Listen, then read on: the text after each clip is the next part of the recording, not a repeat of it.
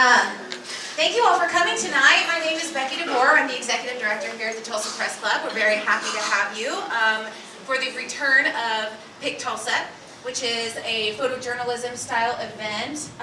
Not all of our photographers are necessarily photojournalists, but they have a story to tell. So, without further ado, I want to welcome Patrick McNicholas to the stage. Hey, how's it going? Hey, so we need these? Yeah, I think those mics. Check, check.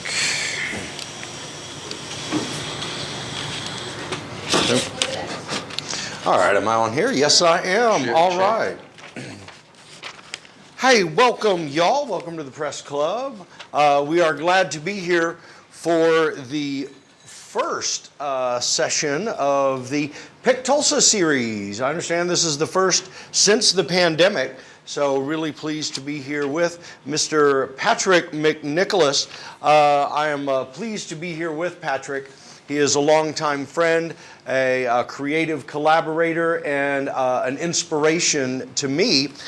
He gave me a short bio to read, very humble because he is one of the hardest working men in Tulsa. You will see him about town. Yeah, he will not say that about himself, but let me tell you, if you're not familiar with Patrick, keep your eyes open because you will run into him around town. He calls himself a Tulsa artist and historian, specializing in photography that blends the past and the present into a single image. Hopefully some of y'all are familiar with his work. There's even a piece right here in the Press Club. McNicholas started Time Travel Tulsa in 2018 as an art project that soon evolved into a research experiment as well. Over the years, he has showcased many historic locations in Tulsa and beyond through detailed imagery and writing. He contributes to Tulsa People magazine, is a tour guide at Outsiders House Museum, and host of the Tulsa Times podcast. Thank you. Yeah, I was expecting a clap, but yeah. Mr. Patrick McNicholas. And yeah, now's the time to. I'm going to run for president, so I'm glad everyone's here. So, yeah. No, I didn't realize that bio was going to be that long when I saw it. There's more. But wait, there's more. But no, John is kind of a coworker of mine with the Tulsa Times podcast, a co-host, and we have 5 episodes so far, but we've both been kind of busy, so we kind of took a little bit of a break, and it does take some time to research that, and the other stuff I does really pays the bills. The historic stuff is kind of just appreciated by those few that have the eye for it. So, but yeah, with no further ado, we'll kind of get into this presentation. And, John, also I wanted to mention throw out the spotlight because that's kind of your main thing now. And we had a great time there this weekend. If you have not been out to the Spotlight Theater, like of course, give me an opportunity to talk about the Spotlight Theater, and I will do so. So I am the current president of the board of directors, and we really have a new vision as we get ready for our 100th birthday of the building, which will be coming up in 2028. A lot of work to do, and in order to get there, we are having a lot of fun raising money. We just had a big fundraiser. On Friday, we had a dance party. We had 450 people come through. We were generations too, and it was just mind-blowing how many, it made me feel cool hanging out with the young kids. But there you go. And so I think that's a key when we talk about history, when we talk about preservation. We have so many great buildings here in Tulsa that, were passed to us from previous generations that we need to take care of so that we can pass them to the next generations. And so I think Spotlight Theater for me is a great example. And I think I saw one guy older than me walk through at one point, but it is refreshing That was a ghost. it was the ghost of Jer Unkefer, our longtime theater manager. But yeah, if you haven't seen The Drunkard or haven't seen it in a while, we're still doing it every Saturday night right there at 1381 Riverside Drive. Keep an eye on our website. I have several special events coming up in July and August as well. Thank you for letting me get that plug in. Yeah, and I was going to say, me and him, we were both, speaking of COVID, we were both the Outsiders tour guides. So we've kind of done this before when we both did the tours. So we were lucky enough to give those and show some different locations. But I eventually got into the Outsiders house way before that with photography. But yeah, if you want to... Yeah, so let's see, where are we at? All right, well, let's talk about your evolution as a photographer then. We've all, now that we all have the cameras in our phone, I know that's a good starting point, but you have taken it to a whole nother level. Yeah, and in one of my past slides when I did for the Tulsa School of Arts and Sciences, which is online, basically we had a slide and I had a picture of every cell phone that I had. And I still have them because I don't know why, but I've saved all the footage on them as well. But I got it when I was in 2006, but it was, I think, 4 years later before, around there, before they really started taking photos. And, you could do 30 seconds at a time. And, I have all those photos, and they don't take up as much space as some of the new ones now with these phones. And the phones, you really got to save that stuff. But we'll get into archiving and everything. But yeah, the time-lapse stuff really kind of got me built for this project. And I did editing with those photos as well. But my first job out of college actually was with doing yearbook photography. And that was not necessarily by choice, but my parents said I had to get a job. So, but yeah, I did. Right before that in college, I really got kind of took a class out of nowhere. It was black and white photography, and I always tell people it was the most expensive class I took, and also the one that took the most time.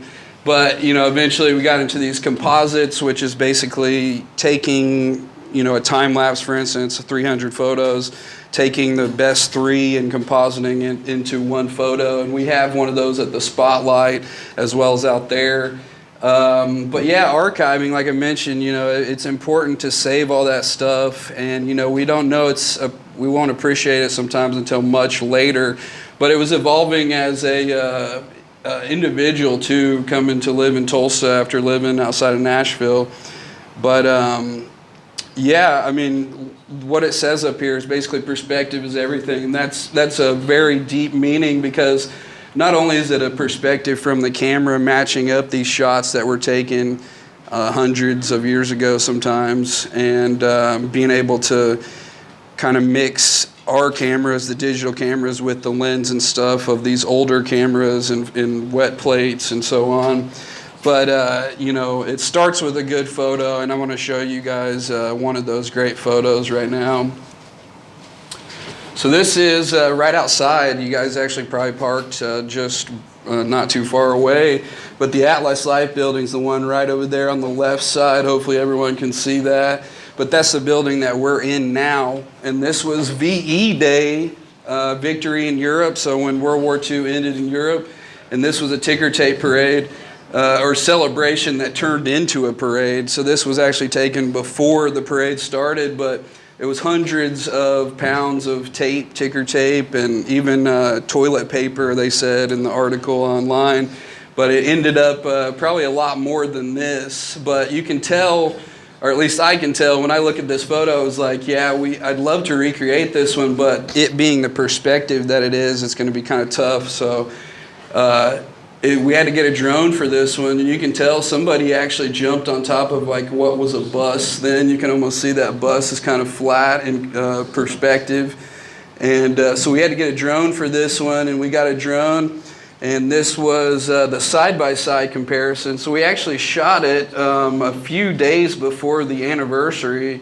So the lighting was similar in nature and everything. But yeah, that was taken on top of a bus looking straight down Boston. And some of these things that I was looking at for perspective-wise was, where does the Boston Avenue line up in comparison to where the Atlas Life sign is? It's almost right there at the bottom. So I'm kind of imagining these angles and these lines and trying to line this up. So, it takes more than one shot, of course, but this is kind of an example. I was going to kind of take you guys along the path. Obviously, this was probably about 40-minute edit or so, but this is about 90 seconds worth of that edit. And it starts with kind of taking that original photo, and you see some scratches up at the top, and then now it's correcting this, so correcting these images, getting rid of the scratches, some of the details, and trying to bring it back so that we can make the photo even better than what it was. And so there you see the before and after. And then the next step is basically bringing it in. So here's the drone shots that we shot, and the stoplight was kind of going. You can kind of see that change, but you can see the elevation change a little bit, and cars were going through. So we probably shot around 10. That's actually us right over in the corner. So that's us with the drone, me and Wes, who's a photojournalist at Channel 2. And he helped me out on a few different drone shots. But this is kind of getting the perspective right. And then this is kind of a technique that I use, just kind of masking out the sky so that those buildings are a lot more kind of, they step out from the background. And then you see me getting rid of us on the corner and then cropping it down. And I didn't really I got rid of some of the shadow of the building so that the photo would blend just a little bit better. And so there's a lot that kind of goes on before it's the final product. But yeah, this is that final product, which I really dug this one. And the fact that the Atlas Life building's there was really cool, especially for this presentation. But that's basically how the images are made. I know that was probably a lot to take in, but yeah, we're gonna move on. Hopefully, if I can get past. So one of the things I want to mention, because I've been with Patrick at different phases as he goes through this, and while he's making it seem in 90 seconds, he's talking about 45 minutes, but there's really a lot more that goes into it. It is very much an art. You may have seen similar photos in different places, social media, online, but to do it correctly, you really have to be very intentional. Time of day, the angle of the sun, the different type of lens that was used back then, and modifying your shot to replicate the original lens that was used. There is a lot of time that goes into it. And you do have a YouTube page that you have a full composition on it, right? Yeah, there's more information on the YouTube page as well as the Instagram and the YouTube, or the Facebook, sorry. And the researching process, I guess we should talk about the photos themselves are kind of just my way of showing the past and the present. You can do this in a whole bunch of different ways, but the bottom line is really just to get people interested in the history and also teach them the history. So when this project started, it started as kind of a photography project, turned into, right now it's hard for me to post as much as I used to just because I'm doing the researching. And as you say, he always says I go down the rabbit hole, which with this post that I'm about to show you, we're all going to go down the rabbit hole. So I'm going to show you guys kind of what it took. But to mention also, I was doing a piece for Tulsa People 2 weeks ago or so, and I had to go downtown. We're just waiting for the clouds because we had all those pop-up showers, and I was trying to get blue sky. And so I actually had to go down there 3 days in a row, right about the same light scenario and everything. So yeah, it definitely takes a little bit of alignment in many ways. But this is the Tulsa People article. This is the Tulsa People article that's out now, so you could probably find this somewhere in the building or nearby. But this is Motor City, as they called it. I'm not really good with making the titles, so they actually, Langdon Publishing comes up for the titles there, which I'm fine with. But I actually took this, I started the project, like you said, in 2018, and then Judy Langdon was actually doing these pieces for the back article. and she would just do a historic photo, and they kind of limited me to 150 words, but I've kind of pushed it to 250 words now. So yeah, it's kind of progressed. But this one's the Evans Howard building, which it says George Fuller on top, of course. But this was an auto building that was built in the 1920s, and it was actually built without, I looked up Evan Howard online, and you couldn't find anything. It was only an auto company for a brief amount of time.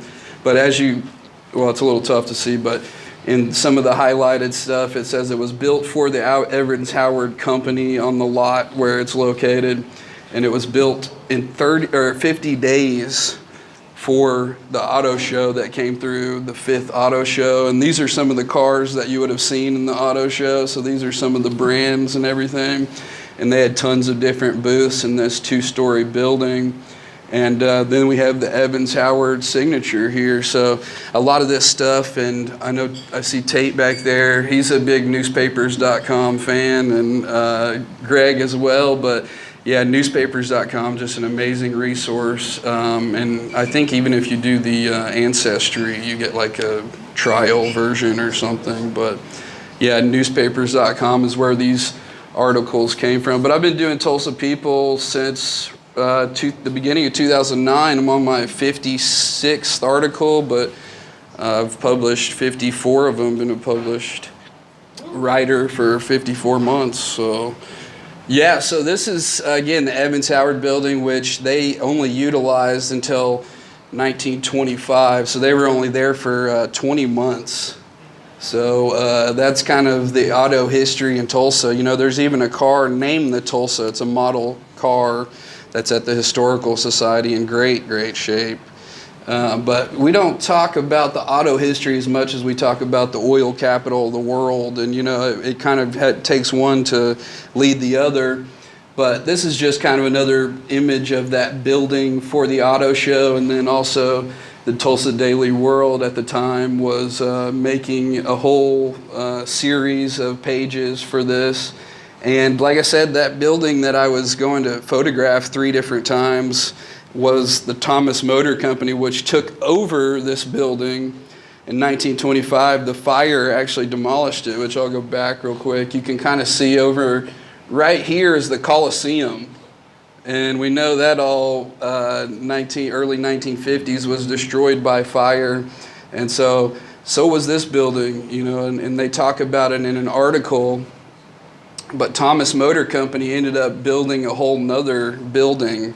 And again, that's what we call a tease in the business. You'll have to read that in a few months.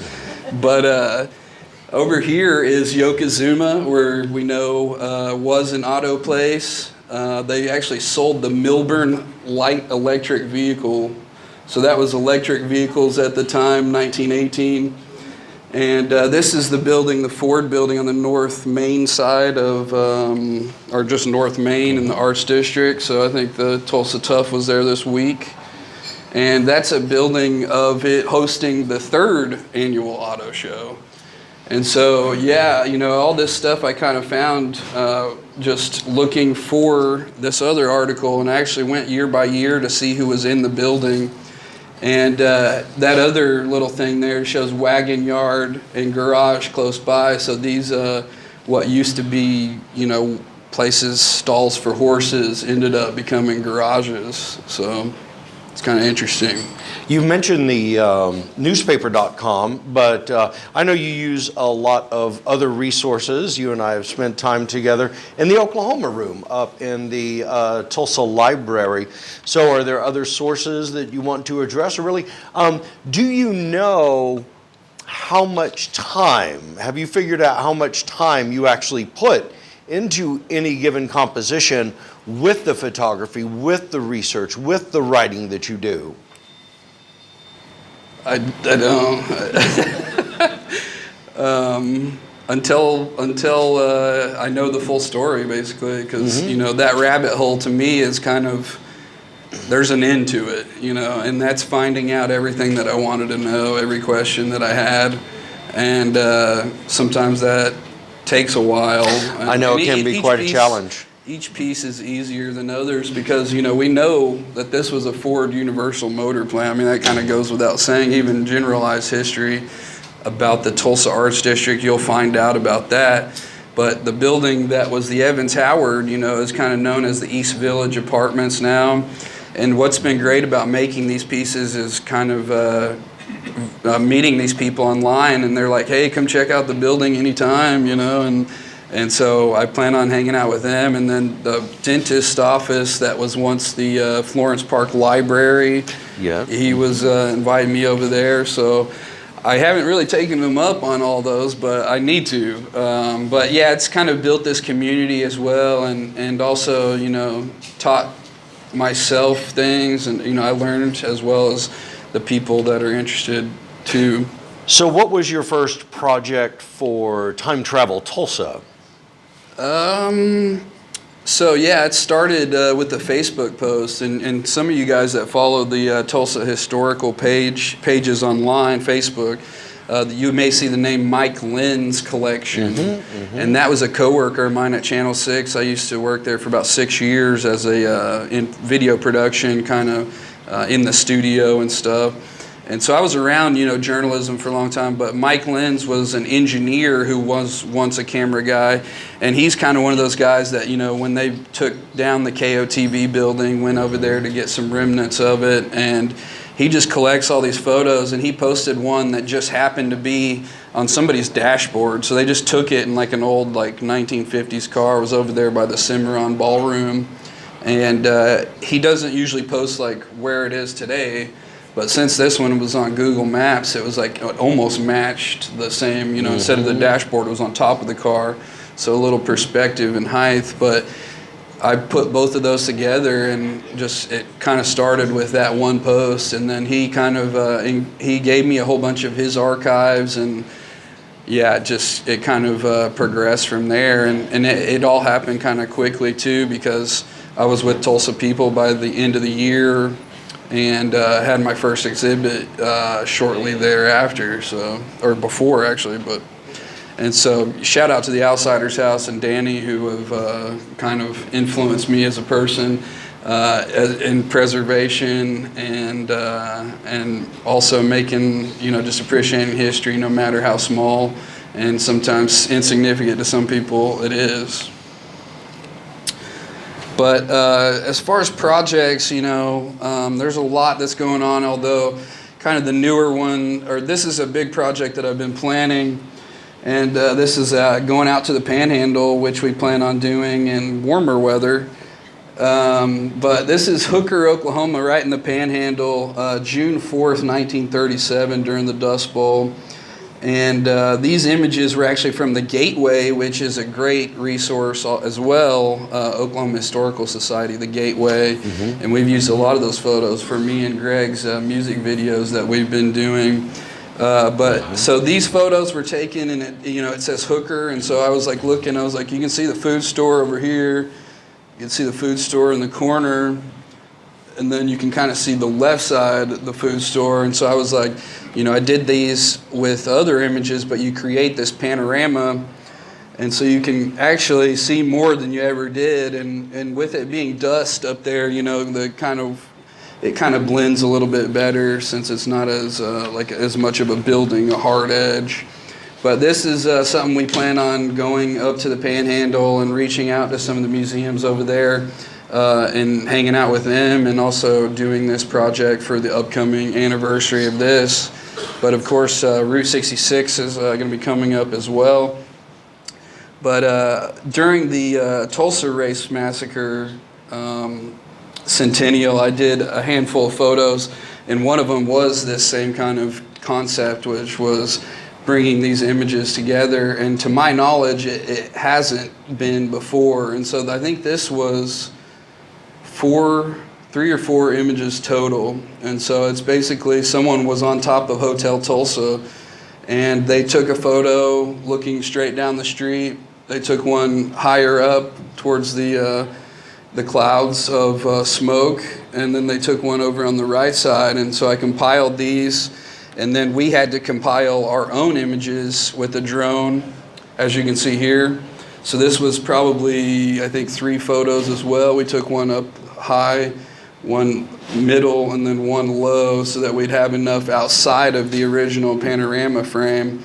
And so we created this image, and yeah, it's just, it's a lot to take in, and the fact that it was on Tulsa Club, or Tulsa Hotel at the time, Hotel Tulsa, and but that's City Hall, 2nd Street here, First Street, right, pretty much right there. But all those buildings we lost, during urban renewal. And those would have been the same buildings, Yokozuna right a block away. Those would have been those same auto buildings, and some of them still do exist down there. So I know you got a lot of attention with this series back in 20 and 21.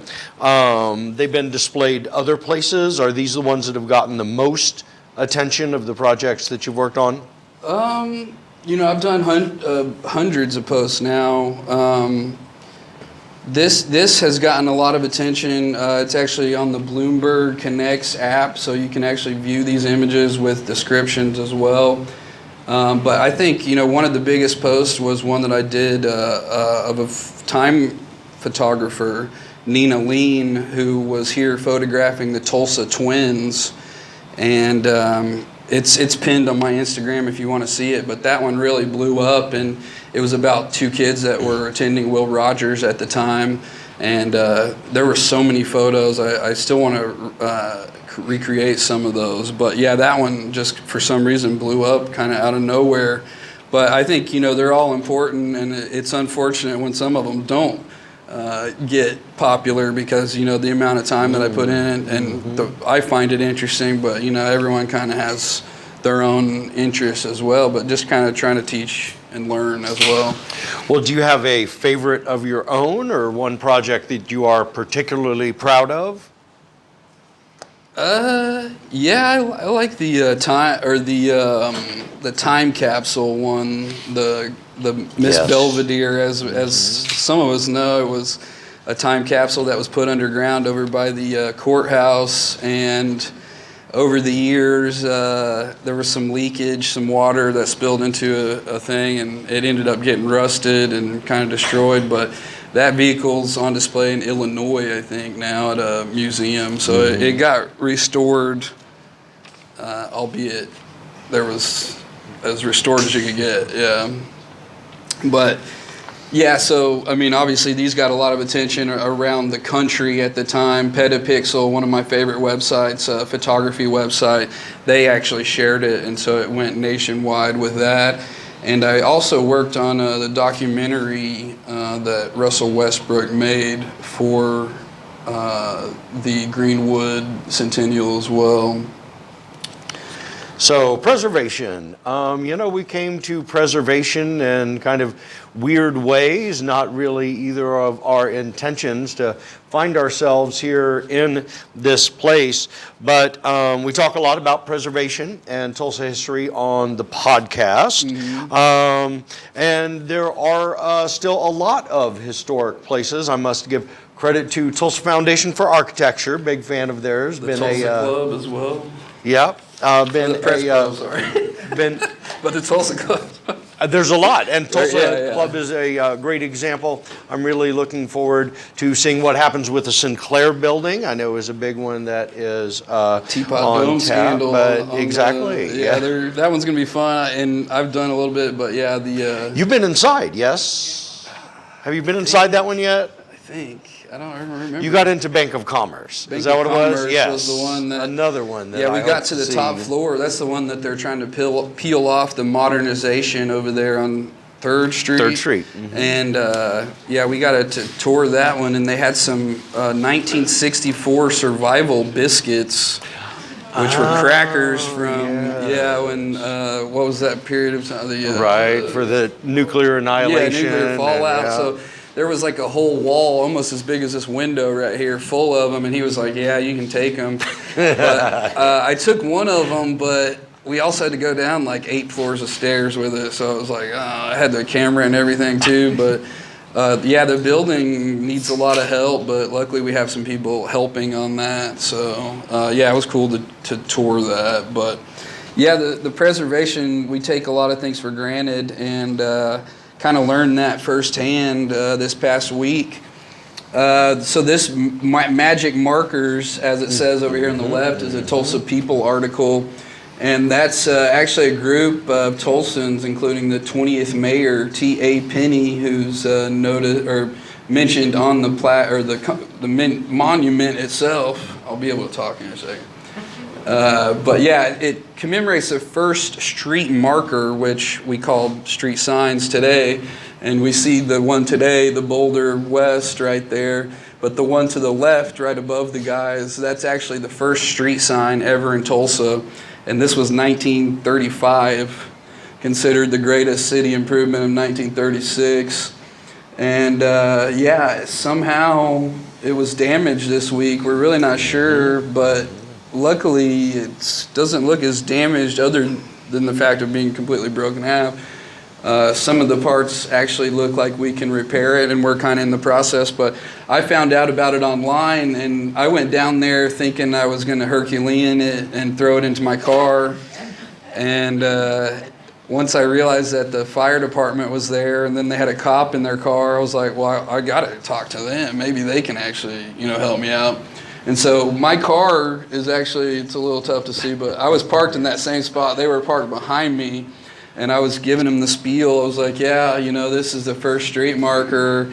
But they were definitely interested in, they were doing something for sure. They were all, into it. So I was like, maybe if you can mention it around the water cooler or something, and they were like, call this number. And so I was waiting outside. I called the number, and they were like, yeah, call Route 66 Commission, and Reese is a part of that. And so shortly there, I was on the phone with Danny. I was on the phone with John. I was on the phone with Reese and Ken Busby, and, trying to find a way to pick this up and save it, because it had been there for like 3 days. And I get a hold of some other friends, and they're like, let's just go grab it. And so we did Herculean it, but they were much stronger than me. And so I have it now, and we're working on getting it back into one piece and getting it back in its original location. But you can see erected December 22nd, 1936. So imagine not having street signs around town, I mean, if you had anything, it was on the curb, and it would be like, Boulder written. But these street signs were blue, actually, when they first came out, blue and white. And, our honorary street signs are blue these days. If you go over by the Outsider's house, the Curtis Brothers Lane is honorary name there for Independence or St. Louis, one of the two. But yeah, so we just talk about preservation in general. So we're going to be moving forward with this repair once everybody kind of gets back in town, and hopefully if anyone wants to help out with that process, we're going to be making that happen. So hopefully we'll be able to get this back in place. But I think you've got a lenticular out here out front. Can you talk about that process? Okay, yeah. So I didn't prepare for that, but yeah, the lenticular is basically printing an image and then adding a lens to it, and that lens is basically kind of like if you were to magnify, you're looking at either one side of the interlaced image underneath or the other. So depending on if you move your head, you're looking at half of the image, you're looking at half of the image the other way. And the people that do this artwork weren't apt to share it initially, so it actually took me about 7 months, and I don't really consider myself great at math, but it took a lot of trial and error that eventually we were able to get these lenticulars made. And then our supplier went out and did medical plastics, so I had to get another supplier, learn the math all over again. And so those are the newer ones, and I still have some lenses that I plan on adding some prints to in the near future for upcoming exhibits. So you talk about the exhibits and shows and other things that you've been a part of, but do you have prints for sale? Yeah. So I still have a few T-shirts for sale as well. It's my dad's favorite T-shirt, Time Travel Tulsa with the clock on it. Yeah, so we have a few of those, and then prints can be made, of course. And I donated the one actually on the wall right there next to the water cooler. So that one's always on display here. That's of the Union Bus Station, which is just was right around the corner, attached to the Auto Hotel. And yeah, so I mean, if you're looking for a particular print, you can always reach out to me. And that information, of course, social media, Tulsa Past, and that name originally started with Tulsa Past to Present, but Time Travel Tulsa sounded a lot cooler, so we went with that. And yeah, so podcasts, we're going to be trying to get back on those. It's all up to John to answer my texts when I call him. Oh, schedule, yeah.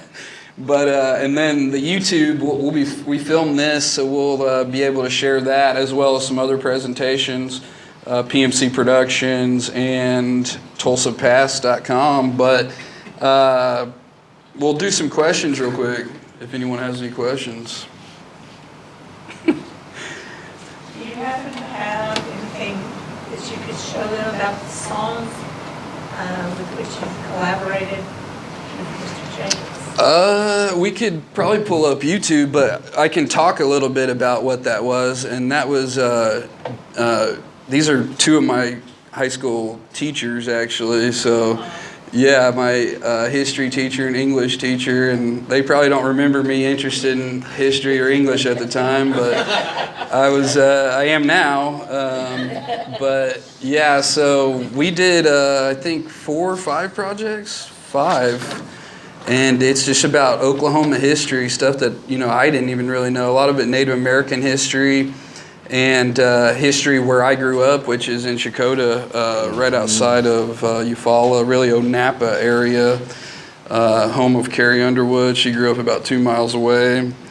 And so, yeah, we grew up there kind of out in the woods with my parents. And it was a interesting experience at the time, but I wouldn't match it for anything now. It was definitely a learning process, but we learned a lot about with these history projects, which you can find Greg Jacobs online, and we did 5 different ones, including a whole bunch of these newspaper articles. So it's kind of like looking at this presentation, but with his music to it, so you don't have to listen to me. But yeah, you can listen to 5 different ones, and it ranges, but all very great songs, and yeah, I just encourage everyone to check it out. We got some more coming too, so. Back over here. Which photo did you find most challenging? There's actually some photos that I've taken that I just couldn't even line up the buildings and everything. So sometimes I've had to go back a few different times. But I think, every image that I take is challenging, because I get behind the computer and I'm like, which shot lines it up the best? And, they're all challenging. It's hard to answer specifically, but yeah, really changing that perspective, like he mentioned, with the lenses and everything. That really takes a certain eye, and when I see people kind of do these projects elsewhere on Instagram, I can tell that I kind of have an eye for the perspective and just being able to line everything up correctly. So, and I don't even know how I got that, but somehow, I don't. But do you have... Sure, yeah, because since we are here at Tulsa Press Club, I have maybe a suggestion and a plea to those out here. If anybody can tell us about the old Tulsa Press Club at the Court of Three Sisters, I believe was the name of the building, which we lost sometime in the early 90s. It's one of those low-rise Art Deco covered in vitrolite, from what I understand. I've only seen a couple of photos, but I know that that's where the Tulsa Press Club met many, many years ago. So I think that would, since it was demolished for maybe 24 parking places is what we got out of that one. You know, we have an unfortunate tradition here in Tulsa of losing some of our great buildings strictly for surface parking. And so the old Tulsa Press Club at the Court of the Three Sisters building is one that I'd like to do more research on, and would like to see that one. And speaking of preservation, actually, I've been doing a lot of these pieces just because, you know, like I said, it takes a good photo. And so I'm just looking for the best photo. And a lot of them are of these churches that were built downtown. And, you know, they've taken over a lot of these historic buildings and saved them and keeping them up and getting parking lots out of it as well. And so, you know, they're big preservers of that thing. And I've learned a lot more throughout this year just doing those pieces on the Presbyterian and just a handful of the churches that are, you know, keeping up that preservation. Yeah, First Baptist has gotten some. Early 2000s too, so, you know, I mean, they've been at it for a while. Have you done the Wells Hotel? That's part of First Baptist. That's actually probably one of my fun, or that's my fun one. But yeah, the Wells Hotel. If you guys go outside, it's the one that had windows, but they bricked in all the windows. So it was a hotel that had windows, but when you look at it, what's the building behind the used to be the telephone place? Behind he knows what I'm talking about. The Southwestern Bell building? Southwestern Bell building. So, yeah, but go ahead, Stan. So, quick question for you. One thing that really strikes me is you're able to take something so historic and then use technology to bring it to life and to just create a new experience for people. Have you thought about, because you were talking about the technology with these pictures and everything, talking about drones, have you thought about, like, in the future, whether you entertain using, like, augmented reality or virtual reality or even AI to help you do your work? This is not the first time I've been asked this question. And a good friend of ours, Clayton, of course, my roommate from college, he's a part of the Holberton program, so he's talking AI every other sentence, and I'm like, dude, I don't understand you right now. So, and I don't know if I want to necessarily, but he let me have his chat GPT or he set up something for me. I've only used it like twice, but we asked it like a historic question, and it was not very accurate. And, you know, 60 Minutes did the same kind of thing. But I think, you know, the technology in itself, we've been using it for a number of years just in other ways. But when it comes to imaging and stuff, you know, I feel pretty confident with the way that I do it, even though it may take more time. But to me, that's time that I feel like I'm using effectively, you know. And but yeah, I think it's only going to get stronger, and hopefully it doesn't interfere with what I'm doing. But, you know, a lot of times when people when they prompt it, they get a result, and, you know, a lot of times it's not fact checked. And so I do have to give out, you know, working with Tulsa people, I have to source everything. They fact check, they're keeping my writing. I wouldn't even really consider myself a writer if it wasn't for them, you know. And so they kind of pulled in and made me a better writer. And so I think, you know, but back to fact checking, you know, some people take the answers and kind of just move on with what they get. And that kind of is a little unsettling to me. You know, I always like to kind of double check everything. But I would say on the positive side of AI, the newspapers.com search engine is unmatched. So, I mean, if you're looking for something, address, name, anything, it's just amazing platform. And I think only $75 a year, well worth every penny too. Can you talk about the Matterport tours you're doing at Outsider's House?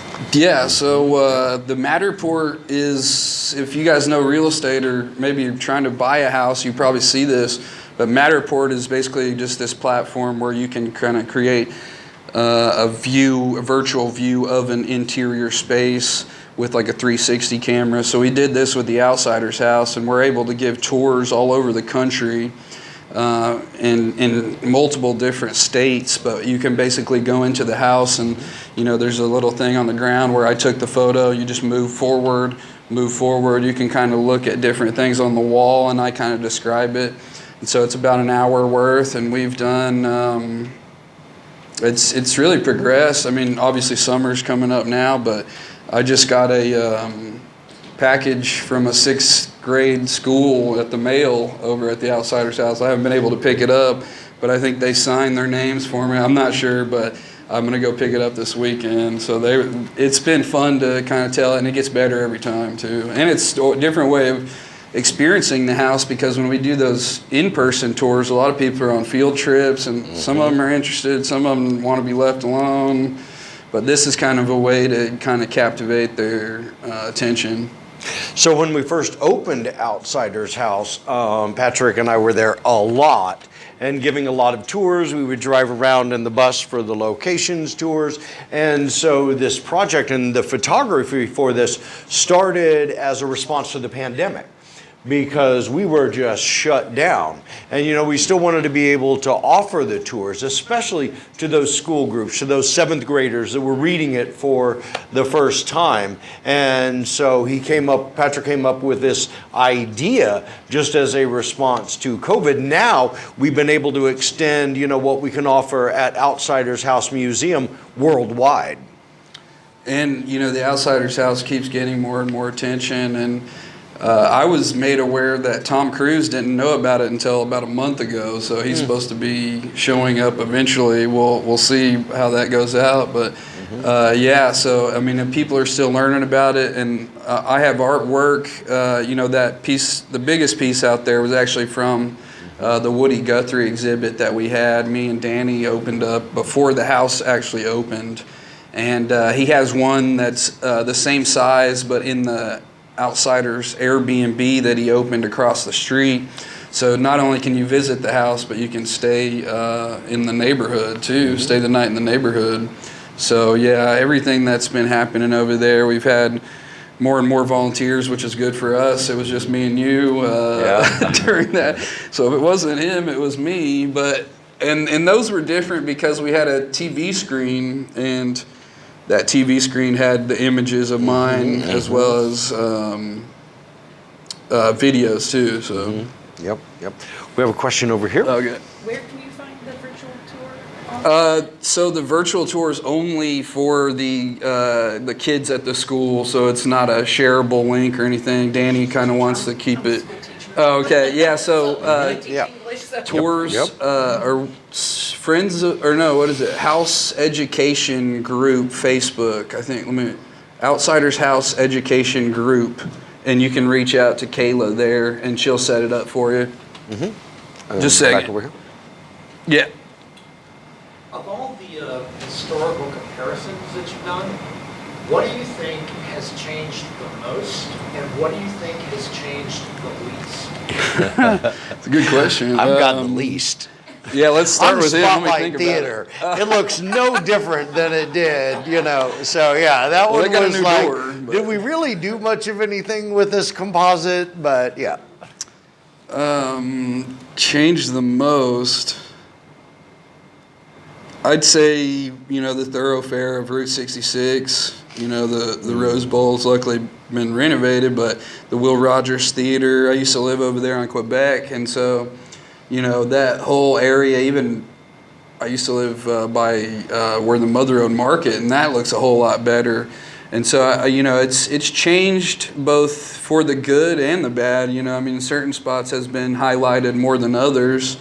But the Route 66 commissions, they're getting geared up for the 100-year anniversary, which we're still a few years away. So they're going to be definitely putting a lot of work into that. But the place that's changed the least, I would, Spotlight or other places that I guess aren't coming to mind. To answer that question in a certain sense, most of my stuff, I like really focusing on the 1920s, 1930s, and 40s. With some of those newer images, I like to do them, but, like you were saying, there's not as much change. And so some of those aerials that we have on my page that we've done from the 1930s, I even highlighted what buildings still exist, and you can kind of compare those too.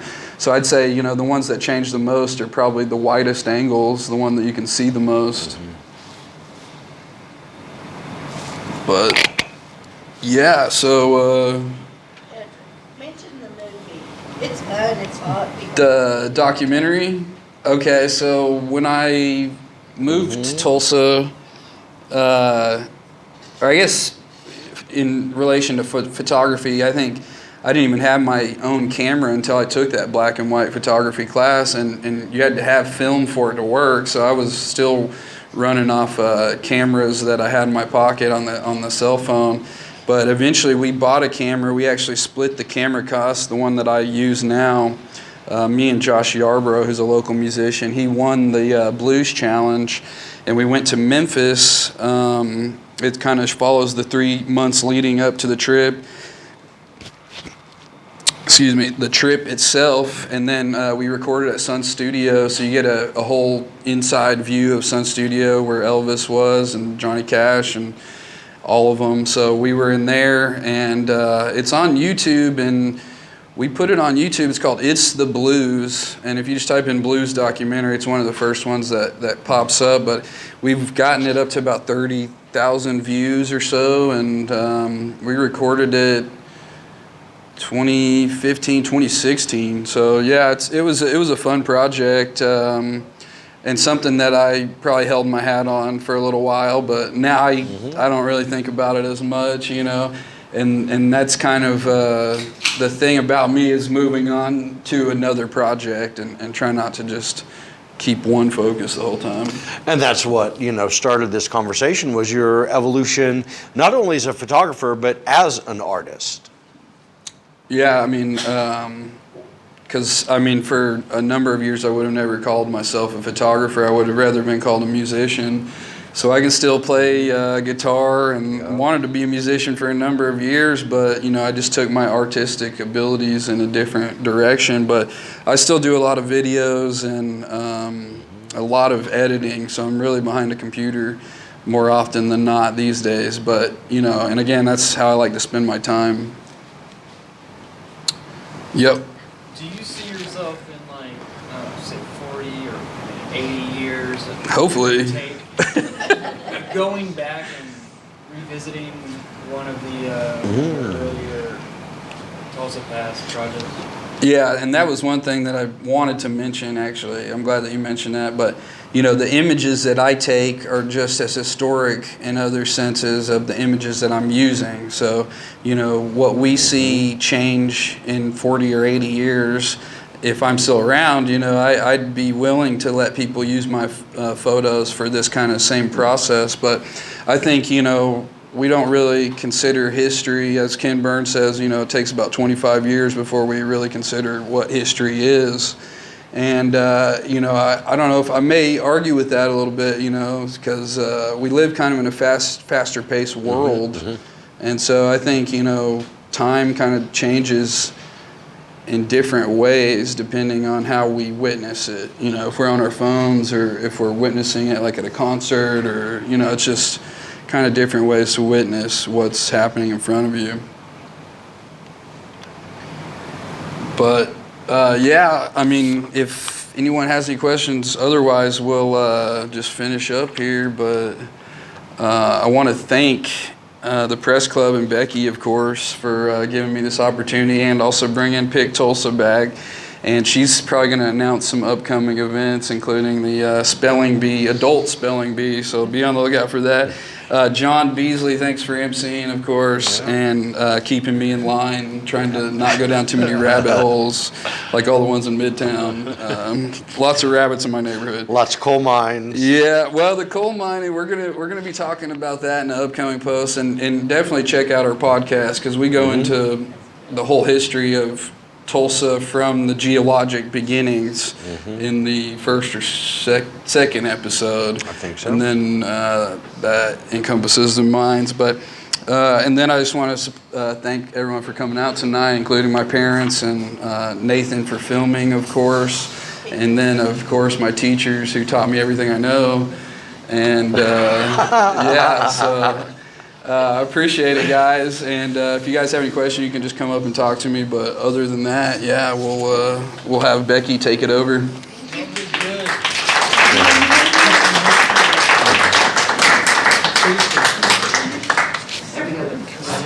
Thank you so much, Patrick. This Thanks is for really coming, man. incredible. And, you know, I just want to say Patrick and I actually became friends because we both like the same local soccer team. So go Tulsa Athletic. Yeah, we get so pretty crazy. We do get a little crazy. We have a good time. But We get crazy. that's kind of how Patrick and I met. And then, you know, come to find out, I'm in the press. He spotlights at some of the stations. And it just kind of came all together. So when I decided to bring PicTulsa back, I thought this would just be a really incredible one to do because I really didn't know how he created these things. I honestly didn't think to myself, my gosh, he does have to go in the same season. The light does have to be, you know, I'm a photographer myself, Yeah. and I really didn't think in depthly. So thank you so much for coming. Thank you so much for being here and leading the conversation. And everybody go see the Spotlight Theater. Yep. I plan on going myself. I haven't seen The Drunkard in a while. Thanks for a good And reminder. I So also want to mention support local journalism as Please. well, because you know these newspapers and having all this stuff, we need people that keep accurate history of what's happening, not just social media of what they thought happened. So, but yeah. No, exactly. And you kind of touched on it earlier that, you know, the pictures that he is taking are a part of history. And it's our current history that's happening right now. And I see that as what journalists do in our community. They're recording our current history.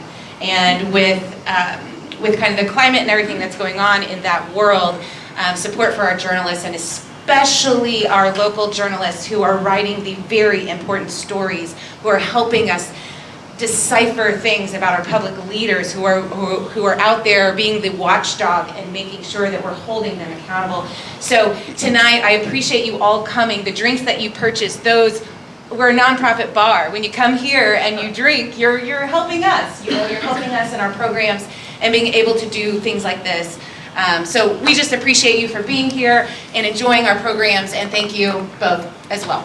Thank you. Do you want to announce any upcoming? Oh, yes. Yeah. We got 2 things this month that are real big. Well, 3 actually. We've got a Tech Connect mixer on Friday. So if you're kind of in the tech world, it's no presentations, no panels. It's not what you see a lot online. This is if you're just curious to learn a little bit more about VR or AI, we're making it very approachable for you.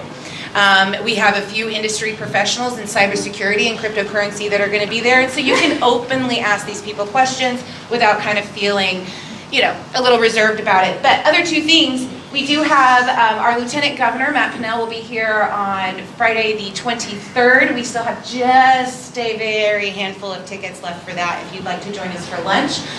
We do a Q&A at the end, so this is a great opportunity if you have never met or would like to meet our Lieutenant Governor. Please come by.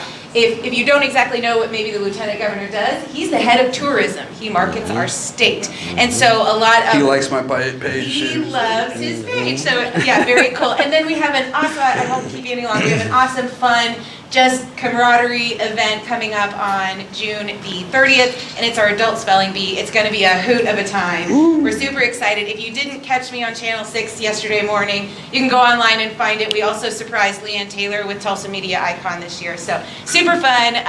Please come back to the Press Club. It is open to the public. We do have memberships. There are benefits to that as well.